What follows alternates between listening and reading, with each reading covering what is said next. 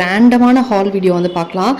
Electric ட்ரெயினில் வந்து நான் ஆஃபீஸ்லேருந்து ரிட்டர்ன் வரும்போது 15 பீஸ் மாதுளப்பழம் வந்து வெறும் 50 ருபீஸ்ன்னு வந்து வித்துட்டு இருந்தாங்க. நம்ம வந்து அங்கே வாங்குறத விட கடையில் வாங்குறத விட இவங்கள்ட்ட ரொம்பவே கம்மி. அண்ட் ரேண்டமாக நாங்கள் வந்து இந்த பாண்டியன் பேங்கிள்ஸ்னு ஒரு கடைக்கு வந்து போயிருந்தோம்.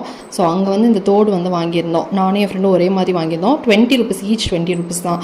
ஸோ ரொம்ப அஃபோர்டபுளாக இந்த மாதிரி இருந்தது. ஏன்னா சவுகார்பேட்லேயே இப்போ 35 and 40 ருபீஸ்க்கு விற்க ஆரம்பிச்சிட்டாங்க. அண்ட் இந்த சக்ரா கோல்ட் டீ வந்து நான் ட்ரை பண்ணலாம் அப்படின்னு வாங்கினேன்.